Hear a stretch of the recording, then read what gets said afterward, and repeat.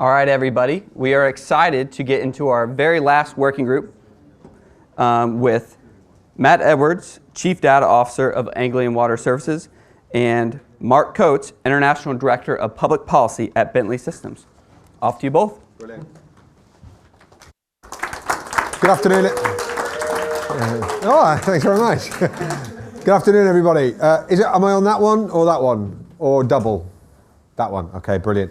Okay, so Mark and I have got the next kind of half an hour. So we've got a bit of talk, we've got a video, and then we've got some a little bit more talk and then questions. So just trying to break it up a little bit. A bit like almost like towards the end of term at school, we thought we'd play a video. People are getting a bit tired of working, so something to relax to. But I feel really a bit of intro, I suppose. I feel really fortunate that we're here speaking about digital skills because the whole day is about digital skills, really. The ongoing theme is about digital skills. Is that going to work?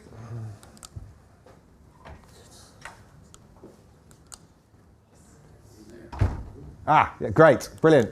And another one. I could have put any number of different call-outs about digital skills. I could have put it up, any number of different call-outs. But I'm not intending you to read all of this. The purpose is, a couple of years ago, I wanted to give a shout out to the infrastructure client group, so double thumbs up to Melissa. As a group of owner-operators, the infrastructure client group, we regularly survey ourselves, and lo and behold, skills is always a top agenda. It's always a top agenda. The important thing though, I suppose, the thing that I want you to keep in your mind is that skills, actually, the skills and learning and training need to come at all levels of organisations, and they need to come across all kinds of roles to completely different depths and degrees. It's not just about the professionals who create these cool data and digital products. It's actually about everybody, right? So that's the context bit. And as part of my talk, my presentation back to you all, I really wanted to go back. Oh, we've got some formatting changes. I really wanted to go back and remind people about a really important piece of work that was released a couple of years ago through the National Digital Twin Programme and Centre for Digital Built Britain about skills and competency frameworks and developing capability programs. Is this recognisable to people? Yeah. How many people use this in their organisations? And that's the point. That's the starting point of this working group. Actually, a wonderful foundation and artifacts which I regularly go back to and wholly recommend. They are still there. Yeah. And when the Centre for Digital Built Britain passed the hub over to Connected Places Catapults, all those same messages about skills still reside in the Gemini papers. And we popped this diagram up earlier, didn't we? Yeah, in the main event, the main room. The tree, the tree of skills, and actually what lies below it as well, a much richer, more granular, even more instructive amount of learning in the skills and competency framework. They're still there for us. And I don't want people to forget that because they're pivotal. Right? Additional papers around financing, they all talk, that Mark penned, really excellent read. Go and have a look at them because they are all instructive. We have artifacts to start from in this digital skills world. Please don't forget it. Right? At the heart of that original framework, I just pinched one of these diagrams, not one of mine. I just want you to have a look at the rich number of roles that are there in those skills and competency frameworks. Yeah? And as somebody who has taken a hell of a lot of instruction from this work, I can safely say that at Anglian Water, we've got all of those roles that we could have, right? Whether they are all in and optimal is another matter. Whether they are in need of change, that's another matter. Actually, I think with all of these roles and the skills that they drive, the biggest thing is the change in everybody else around them. Because you can't drop in roles like this and not expect them to change operating models. And you can't expect others to instantly understand what they're about. I urge you to go back and have a look at that framework. And I think it's really important that you all know that through the hub and Connected Places Catapult, more work is going on in this area, developing knowledge. the great relay battens that CDBB handed over, they are being taken on by the hub, and I'm very grateful for that. The next node of modules, actually, that they've been working on with the ODI, I think we're going to learn more about them later as well. Yeah, they're all about referencing back to the tree of skills. Yeah, that's my name for it. Sorry, data fundamentals and security and ethics, and they are now live up there on the web. Yeah, go and have a look at them. They're free. They're free for us. I'm going to be actively pushing these across my whole organisation because they're free. And actually, the really important thing about it is it's consistent learning. Yeah. So go and have a look. Right. Mark and I, and we're joined now by Carol and Christina. We're now working on a next module for development. Right. It's still work in progress. It's taking a bit of time, but mainly because this is a community and we do it all on top of our day jobs. But in a way that makes it more important because we're sharing what we're doing, but for the love of it, But we're actively working as well with a business case group for all the reasons that Davin and Liz have talked to you about. That storytelling is such an important skill in our worlds. Building business case. Going back to the tree of skills, we called out in that area the importance of transformational leadership, the importance of a commercial mindset, the importance of communication. Well, what we'd really like to do is create guidance that helps any number of organisations learn how to become more comfortable communicating around twins. Right? So this is more of a call out for watch this space, because effective communication in a way that builds bridges, drives investment, engages workforce at all levels, it's critical, and it's our job as leaders to make that happen. Yeah. Mark, do you want to pick up the baton? Yep. So, Matt said I'm very lucky in the role I have in industry. I do a lot of travelling. I think next week for me, Singapore, talking about twins. So, same topic, but just different locations. So Matt challenged me to talk and look at how those twins are communicated. So, what I've done... Hi everybody, my name is Russell. There we go, sorry, premature pressing there. Go back. Okay. So basically what I've done is put together a small video on one of the projects I've worked on. This is in Brisbane, in Australia. And what you need to think about, and the big thing you'll hear in this, it's your leadership. From CDBB now to the DT Hub, it's your leadership that's making an impact globally. And how they have communicated that as well is really, really interesting. It really stands out. So with that, this is a shortened version. If anyone wants to see the full 20-minute, I'll quite happily share it. Please do watch it and see how they in Australia communicate the use of a digital twin. Hi everybody, my name is Russell Vine. I'm the General Manager for Comms and Engagement at the Cross River Rail project here in Brisbane, Australia. And I've been asked to do a short video to talk to you about Project DNA, which is our project's digital network approach. So just quickly, Cross River Rail, it's a brand new railway line straight through the middle or even straight under Brisbane City. So it's 10.2 k's of new rail line. It's the blue line you can see on the map there, 5.9 k's of which is twin tunnels under the city. We're building 4 new underground stations, 8 surface stations. We're building 3 new stations down on the Gold Coast, and we've got to put a new signalling system in. So it's a big, big project.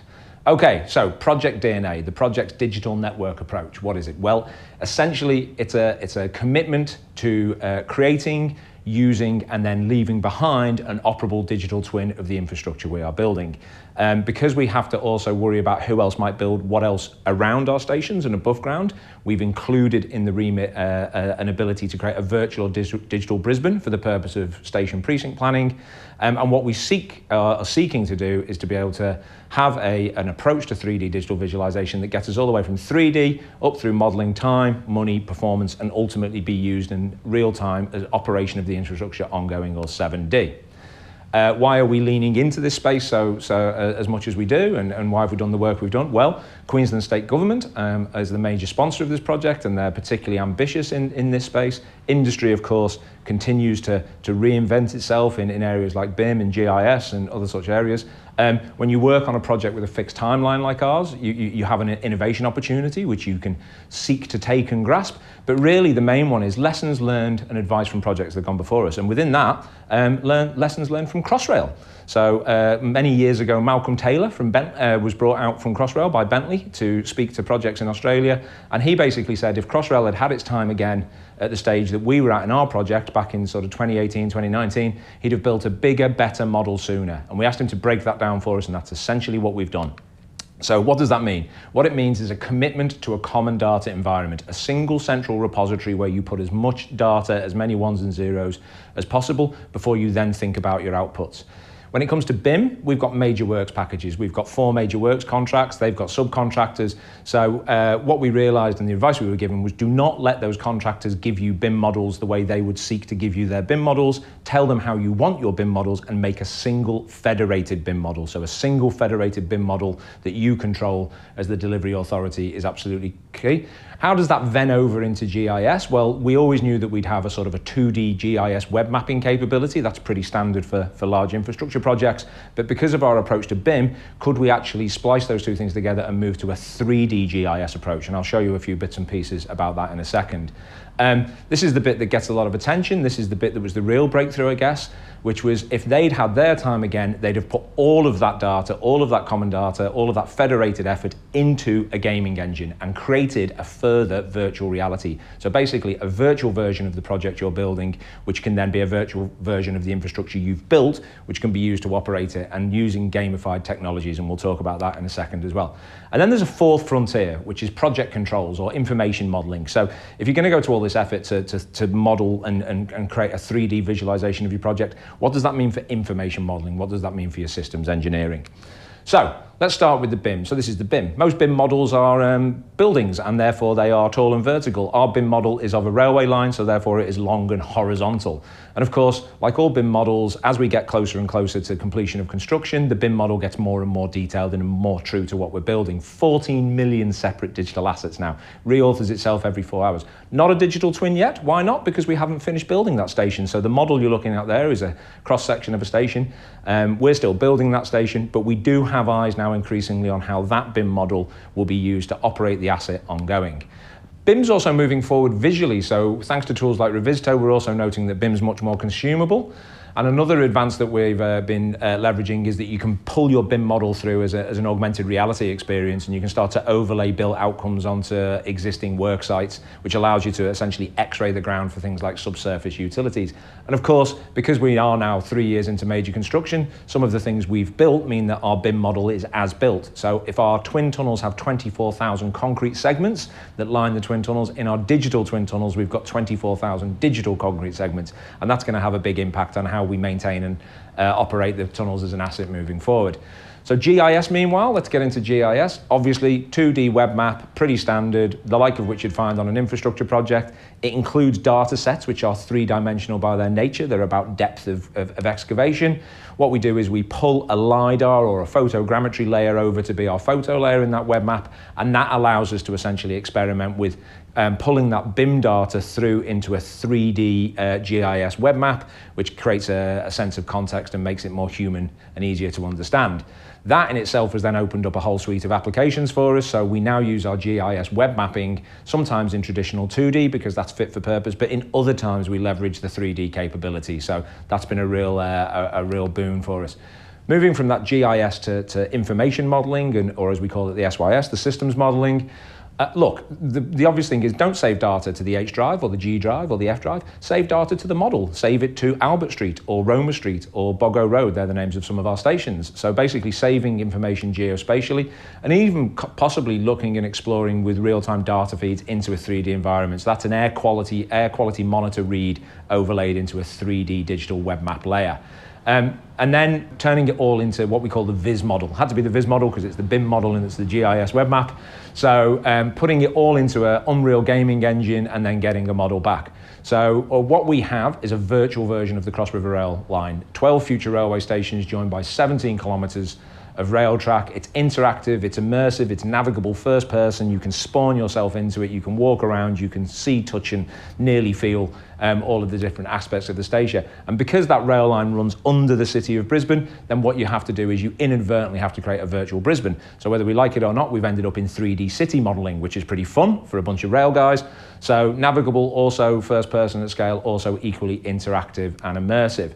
And what this does is allows us basically to play around with optioneering and seeing previous built outcomes that we've since removed. So that would be, for instance, here we're seeing the transit centre, which was a building that we've since demolished. That building has been taken down to make way for Roma Street train station, which is the new station you see there. And because that BIM model is powering that pull through of the train station, we can also go into the station, down the escalators, and we can traverse the entire rail network. So pretty powerful stuff.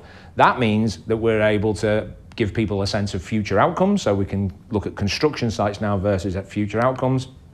Because it's navigable as first person in an AR and a VR, so we're in our full suite of XRs, we can walk around train stations that don't exist yet, make sure they're fit for purpose, troubleshoot them for design flaws, or indeed, as we're doing here, fire a bunch of fireworks off at our local showgrounds. But we've also built a reality theatre. So this is really exciting. When you fly a model through a gaming engine viz model, you can record 360 degree, you can repurpose that footage out through a 5-way camera system, and a group of people can be in a mixed reality environment and they can discuss and consume a station environment as a whole. Here in Brisbane, we're lucky to work with a partner who has built a virtual Brisbane as it was in 1819. Cultural heritage and a First Nations perspective incredibly important when building in Australia. So what we're able to do is go back in time and consume the environment as it was in 1819 prior to any colonial settlement, and then take that experience and put it into the way we design the final station outcome. And then in the early years, we were probably going around a sort of a level of detail of around 200, 250, just getting a sense of the basic environment. And then obviously what we do is we lift that level of detail as the digital version gets closer to matching the real version, and we start to sense check things like fixtures and finishes and lighting. Of course, along the way, you can build driver training sequences, so you can now use the 3D digital model experience to train drivers on how they will pull in and out of these new underground train stations, because it's going to be a new experience for them, and there's some new technology in the cab. All of which leads me to this point. You basically afford yourself the opportunity to rethink how train stations work. You rethink how they work, and how is the digital train station going to talk to the real train station, and what will that mean for the future outcome? And on that point, why limit yourself to just train stations? Obviously, we have you may know this, Brisbane is going to host the 2032 Olympics. We've got to rebuild a few stadiums. So we're beginning now to use this technology and work with our government partners on imagining what some of those Olympic outcomes might be. That's Project DNA. That's all I've got to tell you today. Before anyone asks, Russ is an export as well. So it's great to go out to Brisbane and meet a fellow Brit in charge of it all. So, I mean, reason why there, you can see not only is the UK leadership there in place, but also the communication. This is how they communicate. And these photographs at the bottom, they have an experience centre, which is the size of your top floor, Paul. And that is open to the public, that they can go in. So that engagement, and when I was working with the CEO, and I was asking him a couple of questions before doing this presentation, and he said it's the biggest win they've had from their twin is the public domain. That is it. When Matt's building a pipeline or they're building a railway line, most of that work is not going to be seen. It's buried.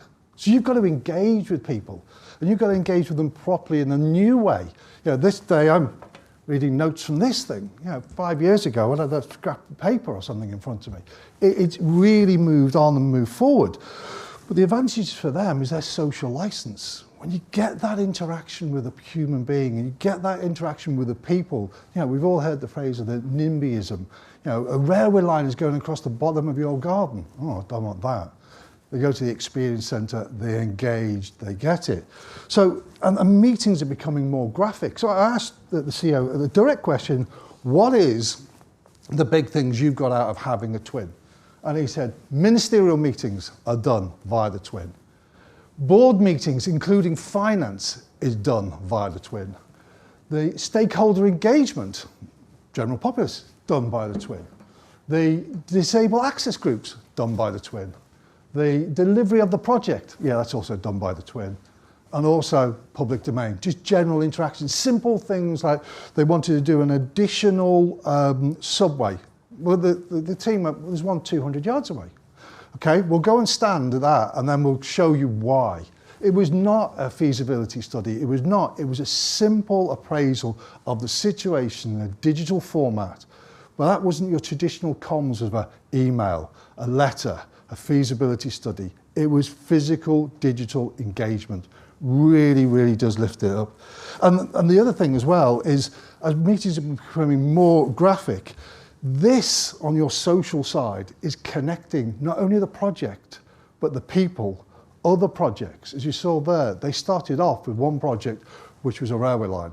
They're now delivering a city, the Olympics. And that is that growth, that expansion, that ability to keep the ball moving and rolling. Great. It's great to see, isn't it? And I suppose that's the point about some of the guidance that we want to create is, yes, we've got to learn a new narrative and a new language to tell stories. Yes, we've got to learn some techniques, but we've got to use every trick in the book with visuals. Okay, so we've got some final kind of perspectives before going to some questions. Some learning that we're taking through the skills working group, and I suppose I'm going to speak as an owner operator here. Yeah, about 4 topics, really quite quickly, I suppose. Roles and skills. I showed you the stuff that's already there from 2021. Not everybody's using it. It's in my interest that everybody does if we're going to have connection. Yeah. But already, 18 months on, there's a whole lot of roles that weren't in there and a whole lot of skills that weren't detailed.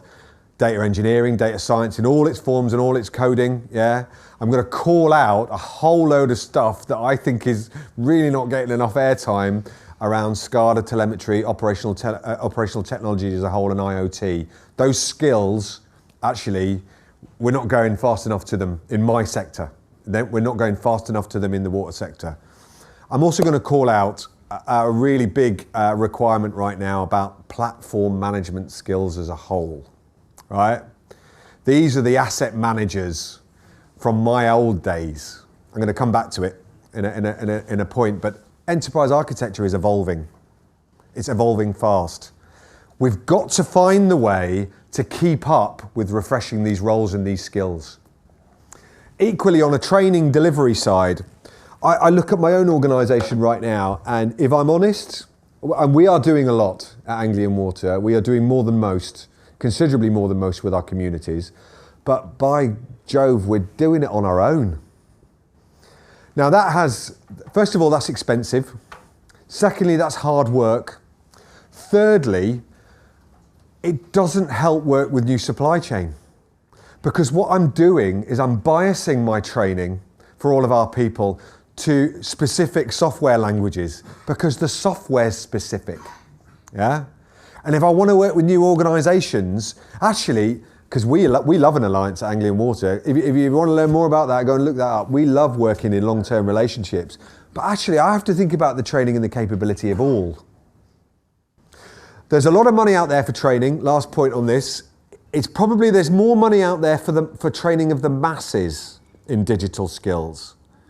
But actually what we're calling out here is all levels, all roles need different depths and degrees of training. So really what we need is we need models that are appropriate for each of the business personas that we've got. Seniors, executives, seniors, middle, however you want to call it. Actually, everybody needs a training delivery route. Yeah. Penultimate point from me. It's not just what we build, digital-wise. It's now how we build it. All right. Anybody who's spent any time in an old-style asset owner-operator knows that there's a way to deliver physical engineering works. Right. And it's in complete conflict with the way that my data product teams and my analytics product teams want to work. Right?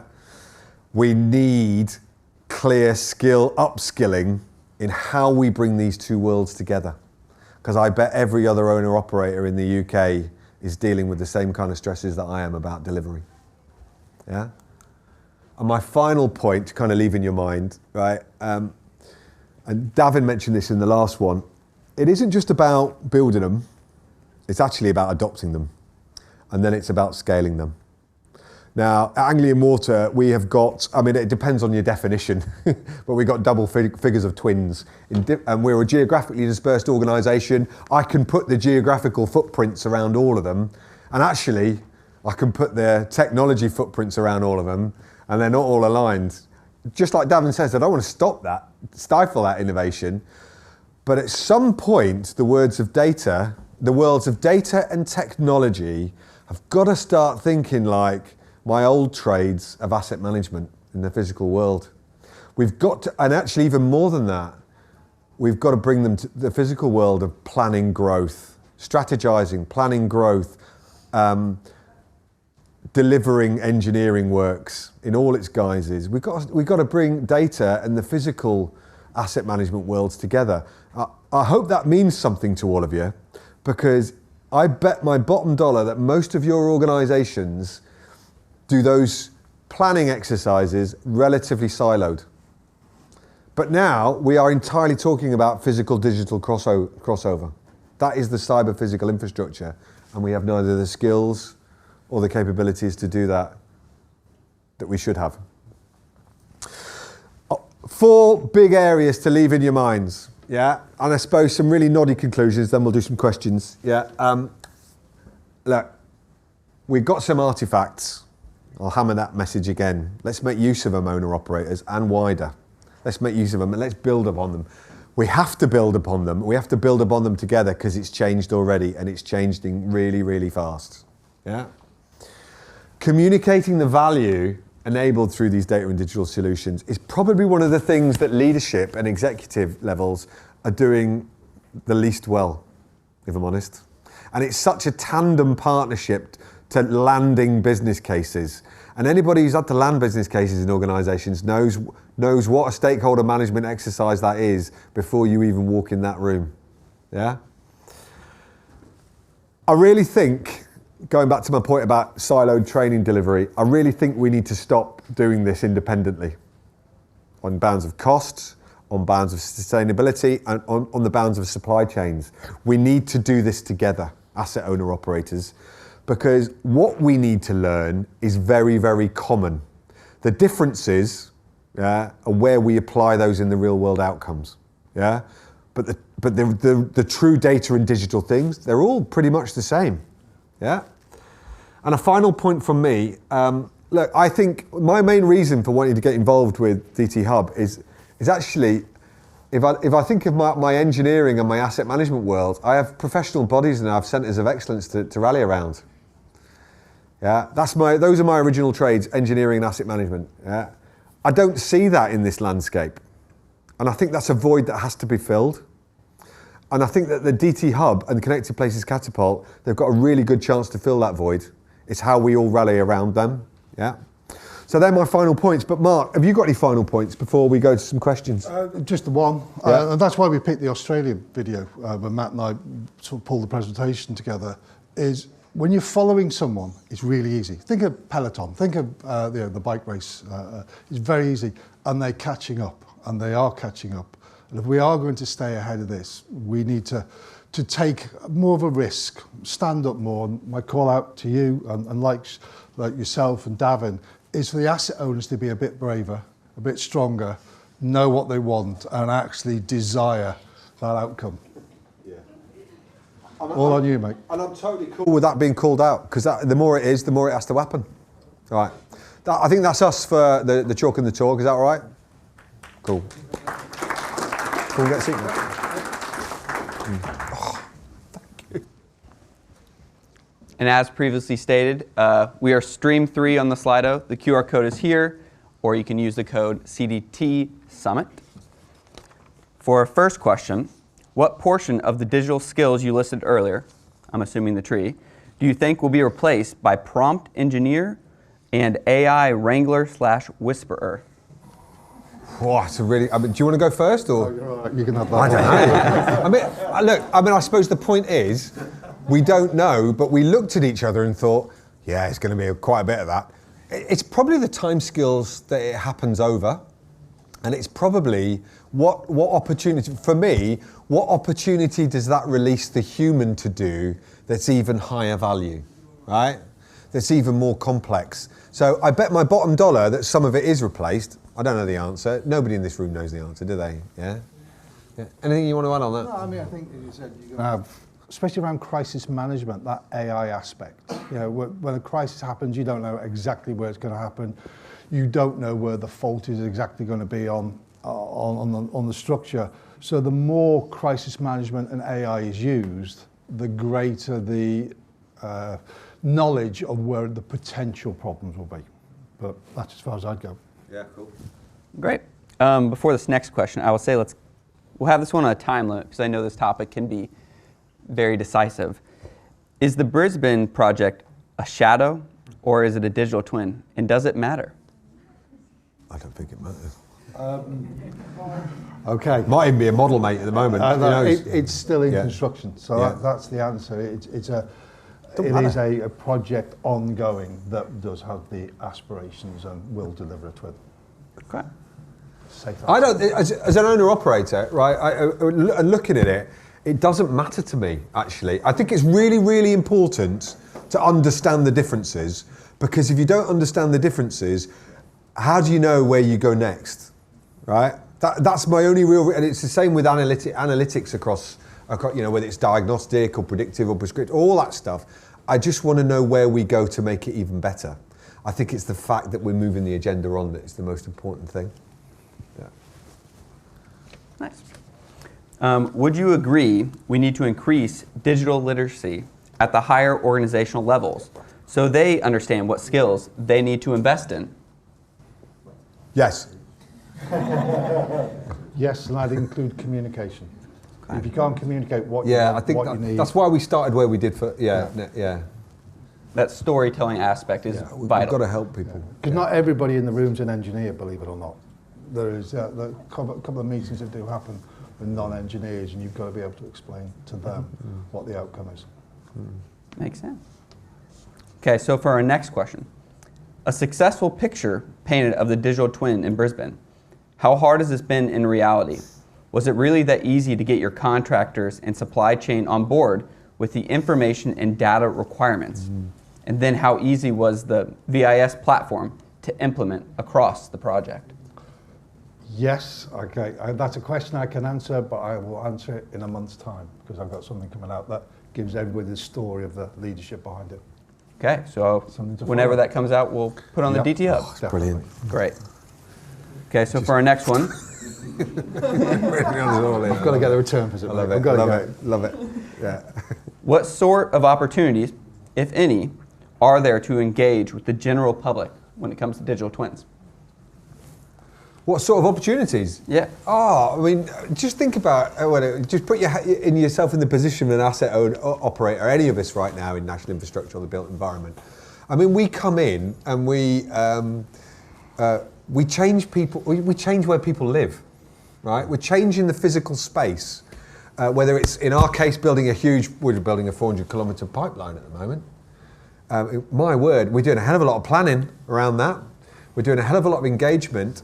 And I suppose in the past, it used to be something that we were worried about because it may go badly on us in that public or that community's mind. And now I think the mindset's changed over the last 5 or 6 years. Every time you're going into an environment now, if you're going in there with purpose, and that purpose is ultimately about doing more than just building your assets, it's a chance to engage. But we are missing a trick because we aren't showing those communities the art of the possible because we haven't got a way to show them a window on the future. So there's so much scope for using this. It's about making the narrative accessible, it's about making the technology accessible, and it's about giving it a go and taking some risk. Yeah. Well, I was going to say, it's not only that, it's not only the project. The one thing that, I hate to go back, but the Brisbane thing that is such a leap forward is their experience centre.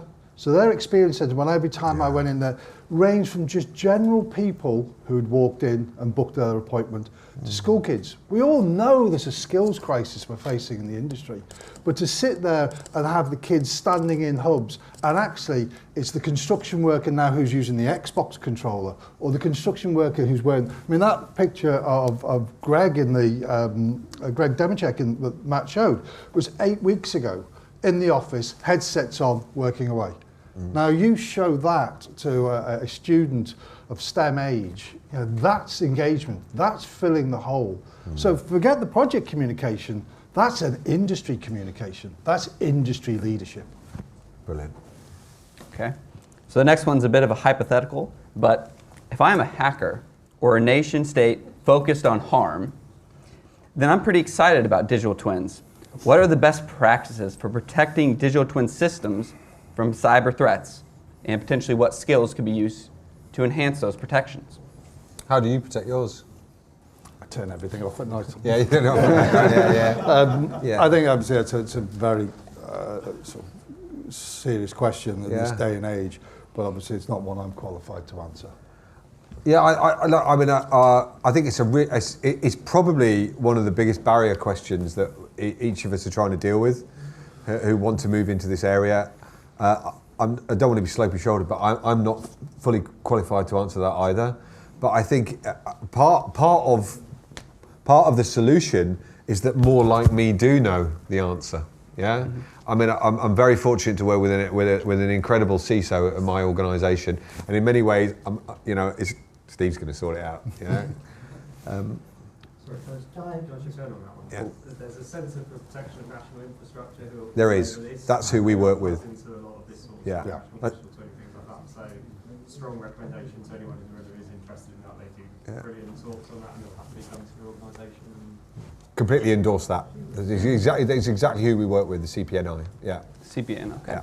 Well, that's great. So for the last question, before we hand over to the next panel, where can I find the free training that has just been launched? Oh, it's the first 6 modules are live online on the DT Hub right now. I mean, as long as you've got a community access login, it's free. You can go on there right now and find them. I found them this morning when they went live. They were right there on the link on the front page. Yep. Yeah. So just go on the DT Hub. Should be right on the front page. Yeah. Simple and easy to find. Well, thank you, Matt. Thank Right, you, Mark. right. Thank you.